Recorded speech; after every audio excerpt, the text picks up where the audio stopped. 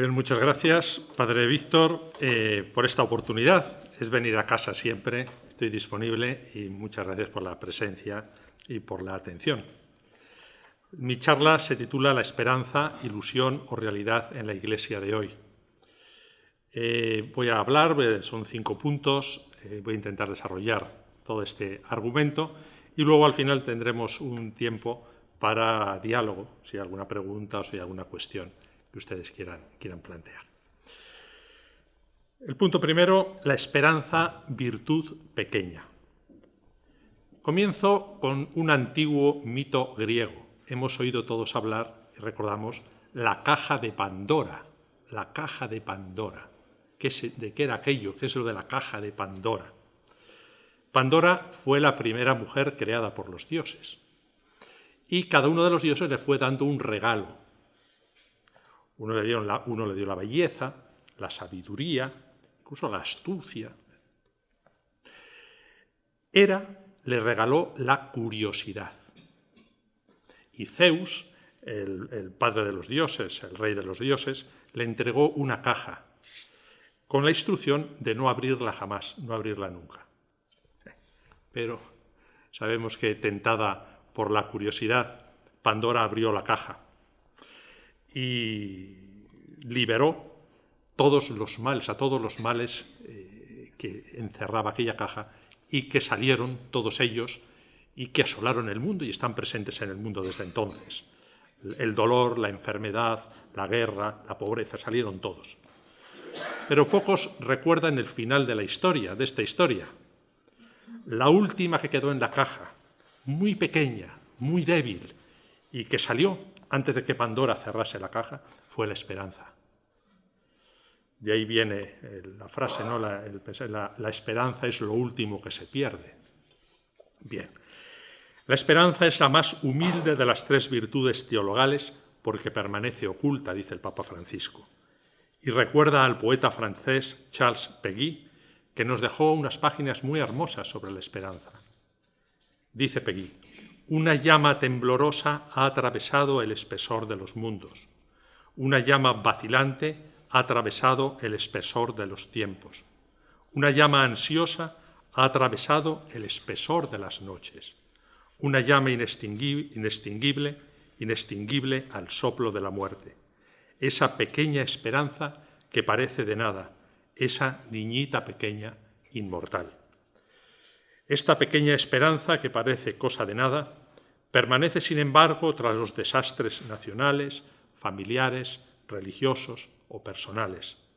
Solo queda la esperanza para dar crédito a la presencia de Dios en el mundo, para dar testimonio de lo mejor que hay en nosotros, de lo que no puede destruirse.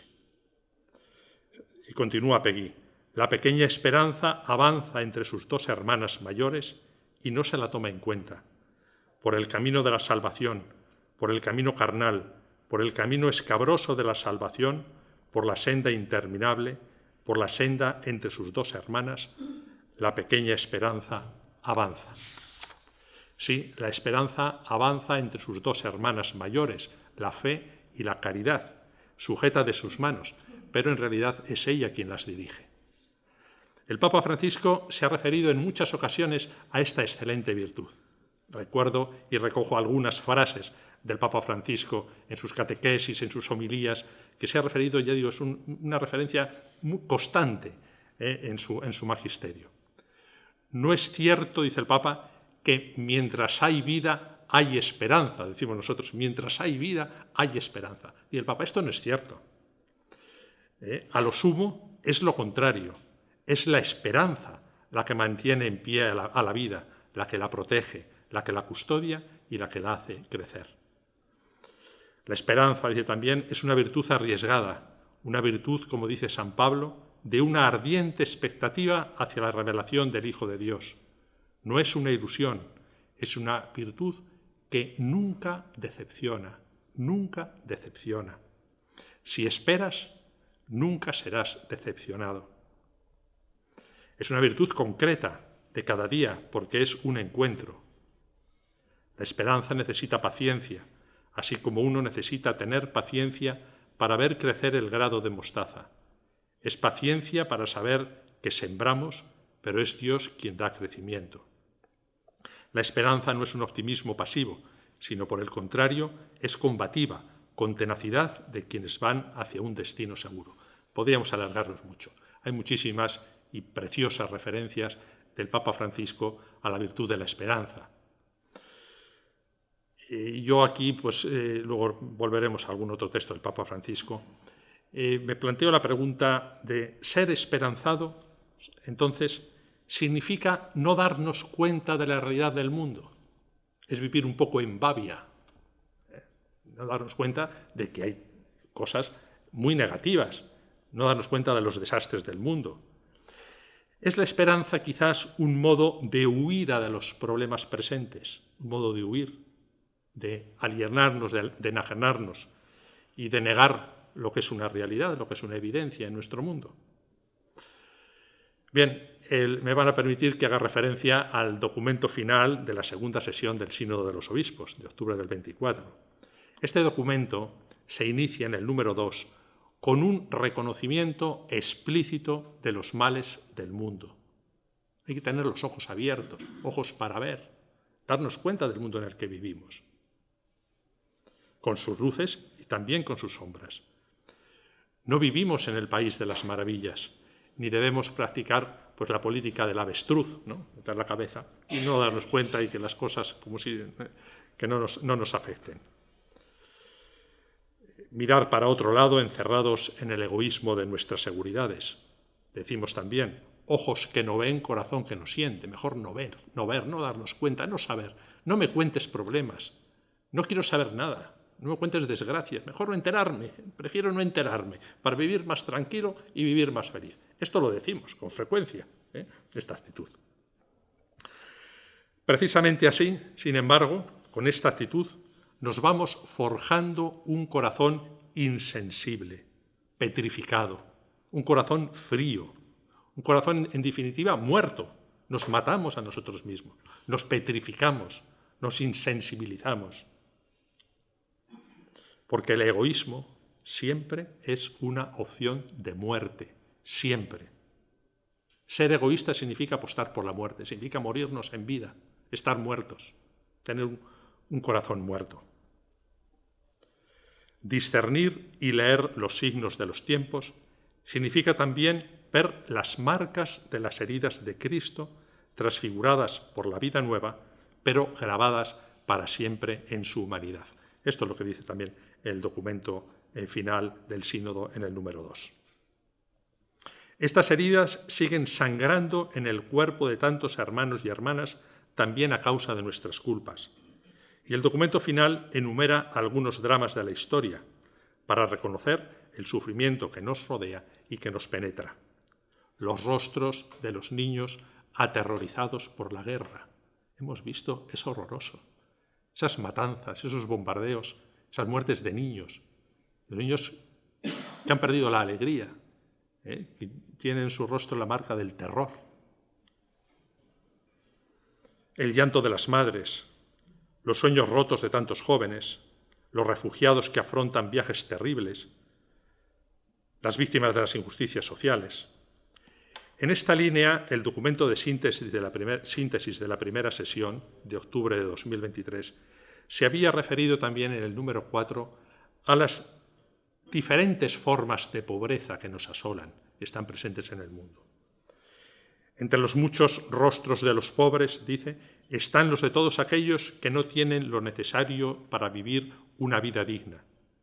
Están además los de los migrantes y refugiados, los pueblos indígenas originarios y afrodescendientes, las víctimas de la violencia y del abuso, personas con dependencias, minorías a las que sistemáticamente se les niega la voz, ancianos abandonados, las víctimas del racismo, de la explotación y de la trata, en particular de menores, trabajadores explotados y excluidos económicamente y otros que viven en las periferias. Y dice el documento, los más vulnerables, entre los vulnerables, a favor de los cuales se necesita una constante acción de defensa, son los niños en el seno materno de sus madres. Es decir, es un mundo injusto, un mundo sacudido por la violencia, por el egoísmo, por la muerte, por la pobreza. Estar al lado de los pobres, ¿qué significa? Significa también empeñarse en mejorar esta situación. Y debemos ser sensibles, el documento del número 4 hace referencia a ello, al grito de la tierra y al grito de los pobres, que son el mismo grito. La falta de reacciones convierte la crisis ecológica, y en particular los cambios climáticos, en una amenaza para la sobrevivencia de la humanidad, como subraya la exhortación apostólica Laudate Deum del Papa Francisco en el número 4e. Además, debemos prestar atención a las numerosas formas de pobreza espiritual, entendida como falta del sentido de la vida, una excesiva preocupación por uno mismo, que nos hace ver a los otros como amenaza y que nos impulsa a recluirnos en el individualismo. Tenemos aquí también una de las manifestaciones y una de las consecuencias de la pandemia, que ha hecho no hemos conseguido, y ha sido la lástima, ¿no?, una mayor solidaridad, una mayor apertura a los demás, una mayor relación y comunión con los otros. Sino en muchos lugares, en muchos de nosotros ha sido lo contrario. Nos ha requerido un mayor individualismo, un mayor rechazo hacia los demás, ver al otro como un peligro, cerrarnos. Al final vienen pues ya luego patologías, vienen problemas, vienen también consecuencias desagradables para todos. Por último, el documento final, en el número 55, reconoce con humildad que tantos males que asolan nuestro mundo se manifiestan también en la Iglesia. La crisis de los abusos, en sus diversas y trágicas manifestaciones, ha traído un sufrimiento indecible y a menudo duradero en las víctimas y supervivientes y en sus comunidades. La Iglesia debe reconocer sus propios defectos, por los abusos y por tantas otras realidades que empañan y que enturbian y que manchan el rostro de Cristo. Reconocer sus propios defectos, pedir perdón humildemente, hacernos cargo de las víctimas y dotarnos de herramientas de prevención, esforzándonos por reconstruir la confianza mutua en el Señor. Este es un panorama que nos puede parecer excesivamente negativo, pero tenemos que darnos cuenta del mundo en el que vivimos. Vuelvo a decir, no se trata de practicar la política del avestruz, ojos que no ven, corazón que no siente, sino asumir y confrontarnos con la realidad. Cualquier problema, sea personal, social, nacional, si no se aborda, si no se afronta, crece, siempre crece. Es falso que, bueno, dejamos pasar el tiempo lo soluciona todo.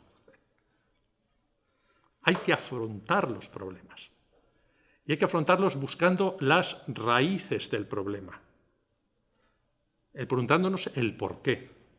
Estamos en tiempo de Cuaresma, también nosotros nos acercamos al sacramento de la reconciliación. Pedimos perdón por nuestros pecados y pedimos perdón al Señor, recibimos la absolución de nuestros pecados. Ocurre que con frecuencia nos confesamos de lo mismo siempre, una y otra vez. ¿No será porque no saneamos las raíces?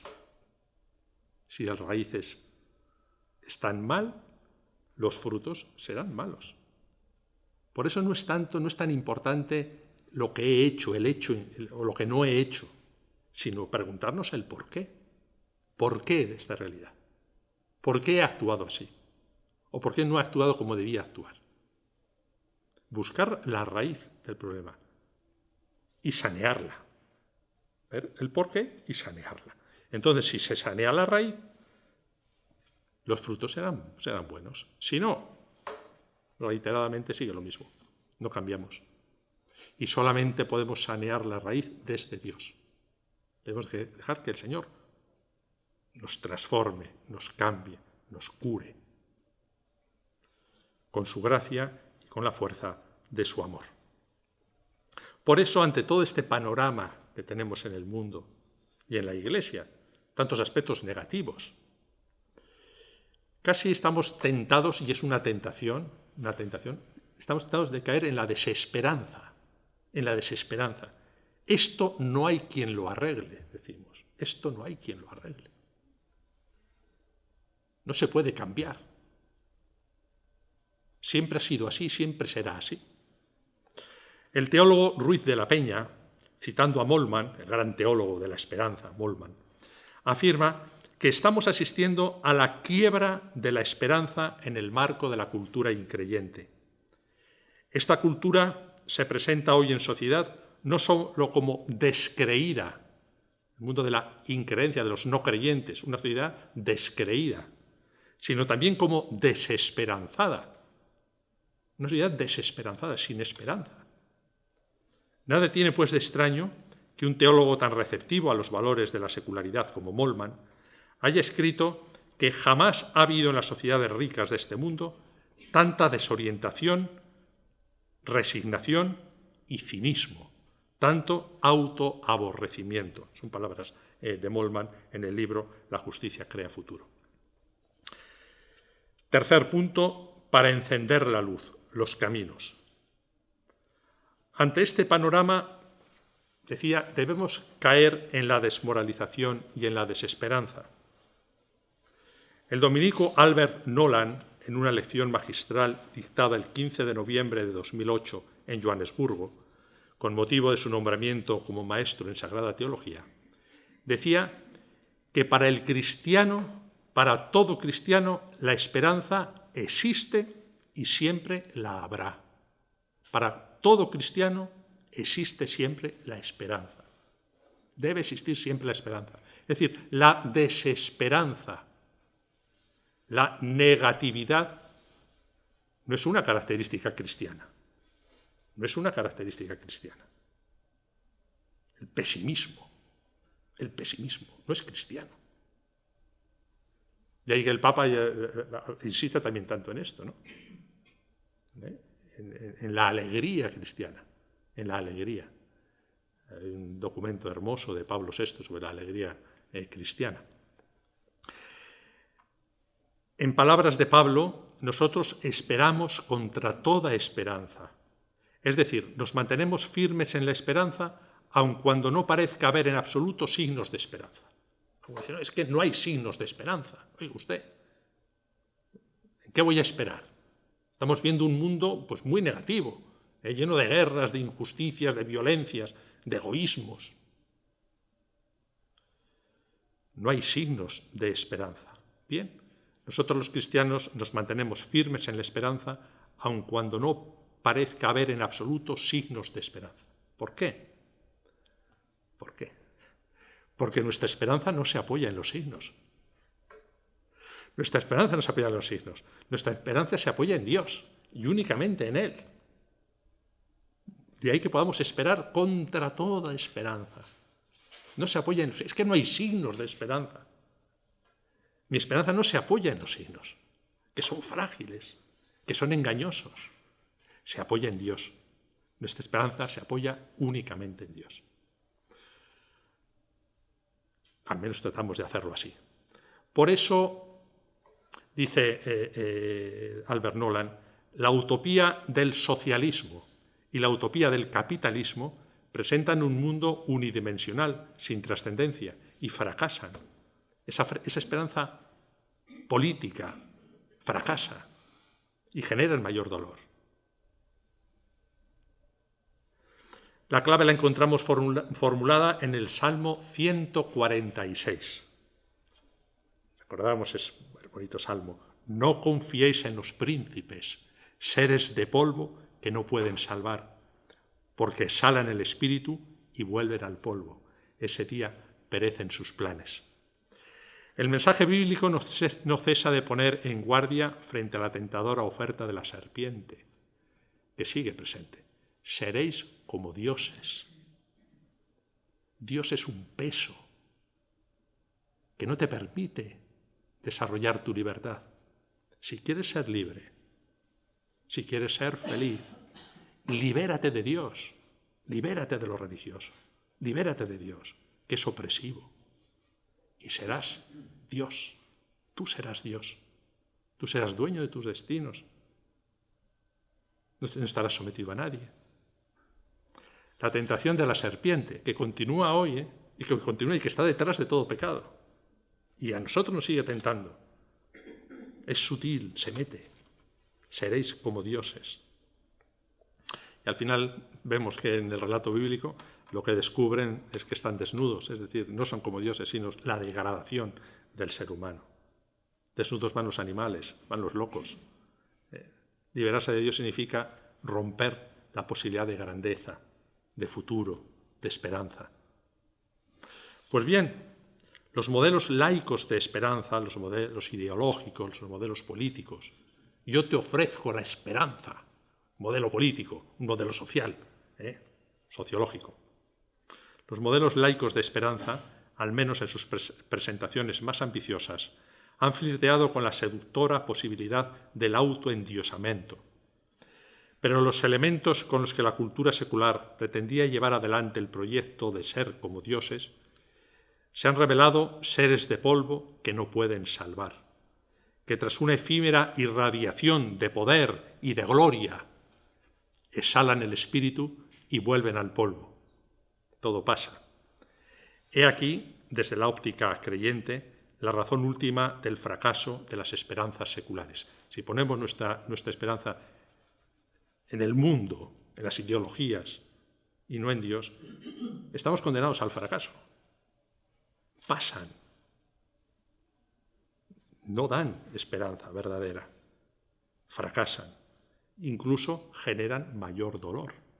Basta una mirada a la historia de lo que ha supuesto el socialismo o lo que ha supuesto el capitalismo salvaje, o lo que supone el capitalismo salvaje, que se ha enseñoreado de nuestro mundo. El objeto de la esperanza cristiana, ¿cuál es? Es la venida del reino de Dios, el reinado de Dios en la tierra. Rezamos el Padre Nuestro. ¿Y qué decimos en el Padre Nuestro? Venga a nosotros tu reino, hágase tu voluntad, así en la tierra como en el cielo. Por tanto, nuestra esperanza es que el reino venga, que el reino de Dios venga, y que la voluntad de Dios se haga también en la tierra, que se cumpla, que se haga la voluntad de Dios. Y podemos preguntarnos, ¿cuál es la voluntad de Dios? ¿Cuál es la voluntad de Dios? ¿Qué quiere Dios? ¿Cuál es su voluntad? Pedimos que se cumpla su voluntad. ¿Pero cuál es la voluntad? Porque claro, tampoco se trata, ahora lo veremos, de un llamamiento pasivo, que se cumpla tu voluntad, pero debemos implicarnos para que se cumpla esa voluntad de Dios. Debemos implicarnos en ello. ¿Cuál es la voluntad de Dios? Primera carta a Timoteo 2:4. ¿Qué quiere Dios? Dios quiere que todos los hombres se salven y lleguen al conocimiento de la verdad. Esa es la voluntad de Dios. Dios quiere que todos los hombres se salven y lleguen al conocimiento de la verdad. Ante todo, la esperanza cristiana tiene que ver con la salvación. Esto es, con esta iniciativa divina que planifica consumadamente la realidad personal, social y cósmica. Son palabras de Ruiz de la Peña. Por tanto, como he dicho ya en otras ocasiones, no se trata de que Dios salve o condene. Estemos atentos a esto. Esto es importante. Esto es importante y debemos recordarlo siempre. A veces nos hemos en nuestra mente, con imágenes, ¿no? Pensamos en el juicio final, ¿no? Como una especie de juicio de película americana, donde te presentas ante el tribunal divino con tus buenas obras y tus malas obras. Y si has sido más bueno que malo, pues te salvas. Si has sido más malo que bueno, pues te condenas. Esto no es así. Dios siempre salva. Siempre. Dios quiere que todos los hombres se salven. Es su voluntad. La voluntad de Dios es la salvación. Ofrece solo la salvación. Porque la salvación se identifica con el mismo Dios. No es una cosa. No es un objeto. La salvación. Es Dios mismo. Se ofrece. No hay otra salvación sino Dios manifestado en Cristo Jesús. La salvación, por eso la perfección, la santidad, la salvación se identifican con Dios. Es Dios que se ofrece y eso es algo que no podemos comprar. Ni con todas las buenas obras del mundo, todas de nuestra vida podríamos comprar a Dios. ¿Dónde vamos nosotros? No se puede. Es gratuita. Es gratis. Dios se da gratis. Solamente tenemos que aceptarlo, que acogerlo. Entonces Dios salva. Alguno puede decir, entonces usted está diciendo que no hay condenación. Bueno, sí, puede haber condenación, pero depende de nosotros. Somos nosotros los que nos condenamos, no Dios. Somos nosotros, rechazando a Dios, bloqueándonos ante Dios. Un regalo se puede aceptar o no aceptar. El amor, Dios es amor, el amor nunca se impone. Yo no puedo imponer a una persona, oiga, usted debe amarme. Le ordeno que me ame. No, usted no. Es un don, es un regalo, es gratuito. El amor es gratuito. Totalmente gratuito. Yo tengo que acogerlo. Dios se da totalmente, gratuitamente, como expresión de amor. Y yo debo acogerlo. Yo puedo negarme, yo puedo bloquearme, yo puedo decir no. Y lo digo con las acciones de la vida, no con las palabras. Pero sí lo puedo decir con las acciones de cada día, con las opciones que voy haciendo cada día, las opciones cotidianas. Me voy cerrando al amor, voy rechazando a Dios. La condenación es una realidad, una posibilidad, por mi parte, por parte mía, no por parte de Dios. Hasta ese punto respeta el Señor nuestra libertad. Qué tremendo. Esto es. Pero entonces lo que el Señor nos ofrece siempre es la salvación. Quiere que todos se salven y lleguen al conocimiento de la verdad. Y aquí damos un paso más. No solamente yo, o cada uno de nosotros, de forma individual, sino también todos. Todos. Esto significa que lo que Dios quiere es siempre el bien común. Lo que Dios quiere es lo que es mejor para todos nosotros juntos, para toda la creación. No siempre nos resulta fácil, naturalmente, apreciar qué es lo mejor para los otros. Pero entonces, ¿cómo podemos colaborar con el Señor? Si nuestros esfuerzos miran a hacer en cuanto posible lo que sirve al bien común, entonces estamos colaborando con la voluntad de Dios. Es decir, si rompemos el cerco maléfico del egoísmo, del ensimismamiento, si nos preocupamos por el bien de los demás, por el bien común, ¿qué puedo hacer? ¿Cómo puedo empeñarme en el bien común, en el bien de los demás? Ahí debemos ponernos manos a la obra, implicarnos en el bien común. Así estamos colaborando con la voluntad de Dios. Por tanto, todo lo que signifique egoísmo, todo lo que signifique cerrazón, todo lo que signifique bloqueo, va en contra de la voluntad de Dios. No estamos colaborando, entonces no podemos rezar cada día el Padre Nuestro. Hágase tu voluntad, venga a nosotros tu reino. Somos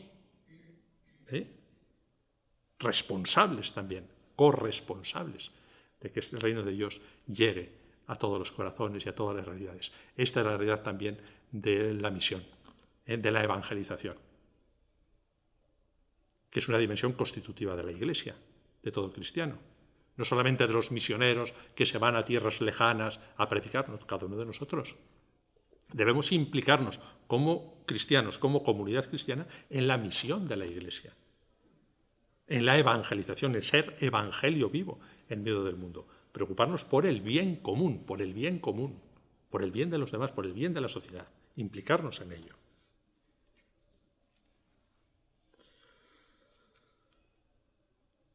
Y ahora es verdad que algunos pueden pensar equivocadamente que existe conflicto entre lo que es mejor para todos y lo que es mejor para mí como individuo. Esto no es verdad.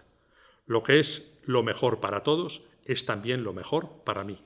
En otras palabras, la voluntad de Dios es una manera de decir que lo mejor para todos es también lo mejor para mí, aunque me resulte difícil hacerlo.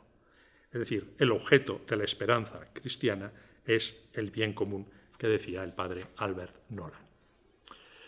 El Papa Benedicto XVI, en una preciosa encíclica, como las grandes encíclicas de Benedicto XVI, dedicada a la esperanza, Spes Salvi, ha escrito que en el Nuevo Testamento esta espera de Dios, este estar de parte de Dios, asume un nuevo significado. Dios se ha manifestado en Cristo. Nos ha comunicado ya la sustancia de las realidades futuras y de este modo la espera de Dios adquiere una nueva certeza. Se esperan las realidades futuras a partir de un presente ya entregado. en la espera ante la presencia de Cristo, con Cristo presente, de que su cuerpo se complete, con vistas a su llegada definitiva. Spe Salvi número 9. Vemos que Jesús se acerca, podemos decir, acerca esta realidad divina, esta esperanza, enciende la esperanza en nuestros corazones. Y por eso Jesús acerca la verdad de su ser, su intención y su misión, sobre todo al hombre marginado, a quien ha perdido la voz en su comunidad y el sentido de su propia existencia. La presencia de Jesús es reintegradora. Con él comienza un nuevo relato, esta vez de salvación, para el que ha perdido la referencia a los grandes y aún a los pequeños relatos que configuran la humana peripecia. La cercanía de Jesús es la revelación de la gran utopía, del último hondón de la esperanza. Son palabras de un biblista renombrado como José Román Flecha. Jesús pasó haciendo el bien porque confiaba y esperaba en el Padre y Creador. En Israel, aquellos que no esperaban nada porque lo tenían todo, los saduceos, podemos también vernos a ver si nosotros a qué grupo podemos pertenecer también espiritualmente, los que no esperan nada porque lo tengo todo, no necesito nada, no espero nada. Los saduceos, aquellos que querían controlar el futuro de Israel controlando a Dios, los fariseos y celotas de todo tipo, que en el fondo le dicen a Dios cómo tiene que actuar porque está obligado a responder a su correcta actuación legal o política, todos estos no podían entender a Jesús. Jesús está abierto a la misericordia y a la gratuidad del Padre. Configura su vida desde la voluntad. Respira ante el Padre sin exigirle nada. Al contrario, la experiencia del Dios de Israel, percibido como Padre, le da una mirada nueva para ver a las criaturas sin esperanza como los preferidos. Por eso son preferidos. Y por eso el Papa Francisco insiste tanto, y el proceso sinodal estamos insistiendo tanto. Hay que ir a las periferias, todos nosotros. No basta quedarnos tranquilamente y decir que vengan, y yo les recibo amablemente, con una sonrisa, con un abrazo, les recibo en casa. No basta. Debes ir a ellos. Tú eres Cristo en medio del mundo, decía San Agustín. El cristiano no es solamente cristiano, es Cristo vivo en medio del mundo. Y Cristo tiene una mirada de misericordia, principalmente a los excluidos, a los que están marginados, a los que viven en las periferias existenciales y religiosas. ¿Cuáles son nuestras periferias existenciales y religiosas? ¿Cuáles son las periferias de mi familia? ¿Cuáles son las periferias de mi grupo de amistades? ¿Cuáles son las periferias de mi grupo parroquial? ¿Cuáles son las periferias en mi parroquia, en mi diócesis, en mi iglesia, en mi ciudad? ¿Cuáles son las periferias? Tú eres respuesta de Dios. Tú eres presencia de Dios. Vete a ellos. Este es el reto. Sé Cristo en medio del mundo. Siembra la esperanza. En la vida, muerte y resurrección de Jesús se revela el Dios de vivos, no de muertos. Y vemos que en la resurrección de Jesús caminamos hacia la Pascua. No podemos quedarnos, por favor, hermanos, hermanas, no nos quedemos siempre en el Viernes Santo, sentados al pie de una cruz vacía ya. Cristo ha resucitado. Anunciamos la esperanza de la resurrección. Nos encontramos con una persona viva. No recordamos las hazañas de un muerto. A veces da la impresión, también en la Iglesia, que recordamos más las hazañas de una persona importantísima pero muerta que el testimonio de la experiencia de una persona viva. Debemos abrirnos a la resurrección de Jesús. No nos quedemos en el Viernes Santo. El único camino para la resurrección es la cruz. No hay otro camino. Cada uno su propia cruz. No hay otro camino. Hay que pasar. Es Pascua. Hay que pasar por la cruz. Hay que asumir la cruz llenándola de amor. Cada uno en nuestra propia cruz. Pero eso entonces nos abrimos a la resurrección. A la resurrección del Señor. Y precisamente en la resurrección de Jesús, Dios respalda el testimonio y la realidad de Jesús. No es un Dios legitimador del fracaso de Jesús y de los excluidos como Él. Y nos viene a decir en la Pascua que los que ejecutaron a Jesús no tenían razón, no tienen la razón de Dios. Y nos vuelve a decir, todos aquellos que crucifican a Jesús hoy no tienen razón.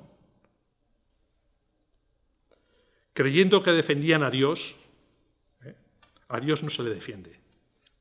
A Dios no necesita que nadie le defienda. Creyendo que defendían la ley y el templo, estaban defendiendo su propio poder y prestigio a costa del sufrimiento de los pequeños, de los pobres, de los pecadores y de los excluidos. ¿Qué defendemos nosotros? ¿Qué estamos defendiendo nosotros con estas opciones? ¿Qué defendemos con estas posiciones, a veces ideológicas? Y vuelvo a decir, a Dios no hace falta que le defendamos, sino que nos abramos, que tengamos la experiencia del Dios manifestado en Cristo, que es amor en su esencia. Dios no es otra cosa sino amor en su esencia, amor perfecto, puro, enorme. Y esta es la clave del misterio de la Trinidad. El amor une, por eso un solo Dios, unidad perfecta, uno, y al mismo tiempo asume las diferencias como enriquecimiento, tres personas. ¿Qué defendemos nosotros? Los que se han quedado en el camino tienen futuro, dice Jesús. Los verdugos no tienen la última palabra sobre las víctimas. No tienen la última palabra sobre las víctimas. Y esto debemos recordarlo en este mundo tan tremendo que estamos viviendo, donde parece que triunfan los verdugos, que triunfa la maldad, que triunfa el cinismo. No tienen la última palabra, no la van a tener. Estas son afirmaciones esperanzadas. Se rompe el maleficio de esto es lo que hay, esto es así, no puede ser de otra manera. Se rompen al fin las redes de la muerte. Se comienza a ver la historia desde otra perspectiva. El Dios de Jesús, el Padre, misterio de amor que se nos da por el Hijo y nos da su Espíritu, se identifica para siempre con los crucificados de la historia y les responde en nosotros. Por eso el documento final del Sínodo señala que la calidad evangélica de las relaciones comunitarias es decisiva para el testimonio que el pueblo de Dios está llamado a dar en la historia. Juan 13:35. En esto conocerán todos que sois discípulos míos, si os amáis los unos a los otros. Los evangelios lo presentan constantemente a Jesús en escucha de la gente que se encuentra con él por los caminos de Tierra Santa. Hombres y mujeres, judíos o paganos, doctores de la ley, publicanos, justos y pecadores, mendigos, ciegos, leprosos, enfermos. Jesús no despide a nadie, sino que se detiene a escuchar y a entablar un diálogo con todos. Es oferta de amor para todos. Todos, todos, todos. Ha revelado el rostro del Padre saliendo al encuentro de cada persona allí donde está su historia y su libertad. Cuarto punto, un apunte agustiniano. ¿Qué nos dice San Agustín al respecto? Advierte que la vida del ser humano está movida por la esperanza. Sin embargo, dice, basta ver que el ser humano se mueve por la esperanza, esperanzas humanas, pero existe una esperanza más profunda que nos abre a lo que ni ojo vio, ni el oído oyó, ni el hombre puede pensar lo que Dios ha preparado para los que lo aman. 1 Corintios 2:9.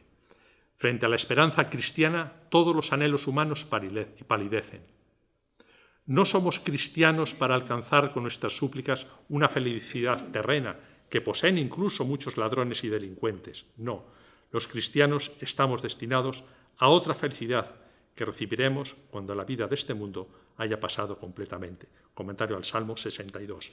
Por eso, dice San Agustín en el comentario al Salmo 103, ahora nuestra vida es solo esperanza, después será una realidad eterna. Y viene una de esas frases hermosas de San Agustín que encierran toda una teología, toda una teología. La vida de la vida mortal es la esperanza de la vida inmortal. La vida de la vida mortal es la esperanza de la vida inmortal. Precioso, precioso. Y por eso San Agustín nos invita a no dejar que ninguna circunstancia nos robe la esperanza, ya que ésta para el cristiano tiene un nombre, Jesucristo, y una promesa de vida eterna. Sea tu esperanza el Señor Dios, no esperes ninguna otra cosa de Él, sea el mismo Señor tu esperanza. Comentario al Salmo 39. Por eso, la esperanza cristiana se convierte en un ancla lanzada a la otra orilla, mientras navegamos, mientras peregrinamos por esta vida. Suspire por ti mi peregrinación. Confesiones 12, 15, 21. Porque no nos hallamos todavía en aquella patria a la cual ansiamos llegar, y por eso a quien el exilio le resulta agradable no ama la patria. Comentario del Salmo 85. Esta peregrinación de la esperanza, ¿cómo se hace? Dice San Agustín, con los afectos del corazón. No es teoría, no es planificación. Quienes aman caminan pues hacia Dios, porque no corremos con pasos, sino con el afecto. Sermón 306, B1. Como Agustín mismo nos lo confirma, es verdad que no hay peldaño más seguro para subir al amor de Dios que la caridad del hombre con sus semejantes. No puedes llegar a Dios si no es a través del amor a tus semejantes. Costumbres de la Iglesia Católica 1, 26, 49. O dicho con una frase mucho más lapidaria, de mucho más impacto, de San Agustín. Lo cierto, dice San Agustín, es que nadie se forje ilusiones de poder llegar a la felicidad, ni a Dios, objeto de sus amores, si desprecia a su prójimo.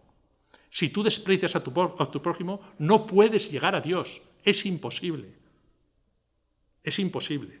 Por eso el Señor nos dirá que antes que el culto divino es preferible el amor fraterno.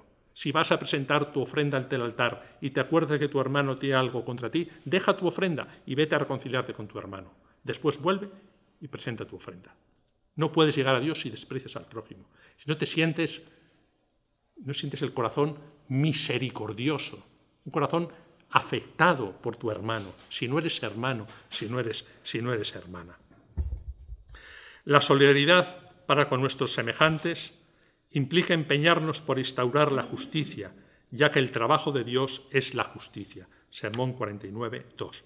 Así, desde esta virtud, ayudaremos a ir transformando la realidad presente en el tiempo en que vivimos, para dirigir todas las cosas hacia la plenitud de Cristo, cuando Dios será todo en todos. Y terminamos con el quinto punto, motor y horizonte. En palabras de Moltmann, el cristianismo es esperanza, mirada y orientación hacia adelante, y es también, por ello mismo, apertura y transformación del presente. La fe cristiana vive de la resurrección de Cristo crucificado y se dilata hacia las promesas del futuro universal de Cristo. Moltmann en el libro Teología Esperanza. La profesora María Ángeles Navarro presenta 4 puntos de partida para la construcción de una teología de la esperanza, que me parecen interesantes. Primero, la esperanza es inseparable de la fe y de la caridad. Esperar es creer en el amor. Esperar es creer en el amor. Fe, esperanza, caridad. Segundo, la esperanza presente y la esperanza futura, la esperanza escatológica, son inseparables. Si la esperanza presente terminase con la muerte, sería una esperanza condenada al fracaso. Pero si la esperanza futura no la alimentase de presente, sería una esperanza alienante. Esperanza presente, esperanza futura, unidas. Tercero, la esperanza espiritual y la esperanza material son inseparables. Cuarto, la esperanza individual es inseparable de la esperanza colectiva. Nadie se salva solo. El Cristo resucitado está unido a la Iglesia. La esperanza tiene como objeto la novedad de un futuro, aunque requiere la implicación del hombre en el presente. No puede ser una realidad si no nos implicamos en el mundo y en nuestra sociedad. Porque Dios ha teñido el mundo, ha teñido la realidad de esperanza, dotándola de posibilidades inéditas de futuro, anunciando una realidad nueva ya incoada, pero no plenamente desarrollada, y provocando vocaciones y envíos comprometidos a anticipar y concretar históricamente aquello que anuncia. Con esta esperanza nos ha salvado Cristo. Por eso, la esperanza cristiana no tiene su matriz ni en una confianza ilusa en las posibilidades ilimitadas del hombre, ni en un optimismo ingenuo en el progreso indefinido de la humanidad, sino en la promesa abierta y mantenida en su cumplimiento por Dios en la pasión, muerte y resurrección de Jesús. Terminamos con una referencia al beato Papa Juan Pablo I, que en su breve pontificado dedicó una hermosa catequesis a la esperanza, en la que afirmaba de manera rotunda: es una virtud obligatoria para todo cristiano, que nace de la confianza en tres verdades.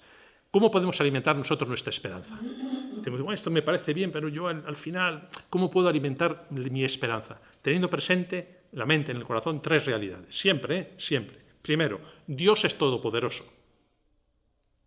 Segundo, Dios me ama inmensamente. Tercero, Dios es fiel a sus promesas. Gracias a Dios, entonces, en Él no me siento solo, ni inútil, ni abandonado, sino comprometido, decía el Papa Luciani, en un destino de salvación que desembocará un día en el paraíso. Paraíso.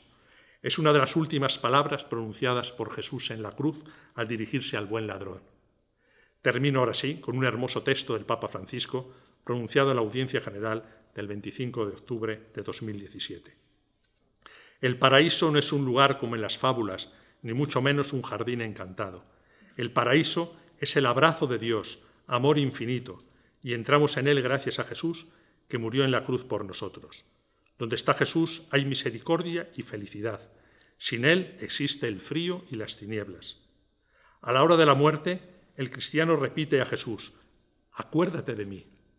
Y aunque no existiese nadie que se acordara de nosotros, Jesús está ahí, junto a nosotros. Quiere llevarnos allá con lo poco o mucho de bien que existe en nuestra vida, para que no se pierda nada de lo que Él ya había redimido. Y a la casa del Padre llevará también todo lo que en nosotros tiene todavía necesidad de redención, las faltas y las equivocaciones de una vida entera. Es esta la meta de nuestra existencia, que todo se cumpla y que sea transformado en el amor. Pues muchas gracias.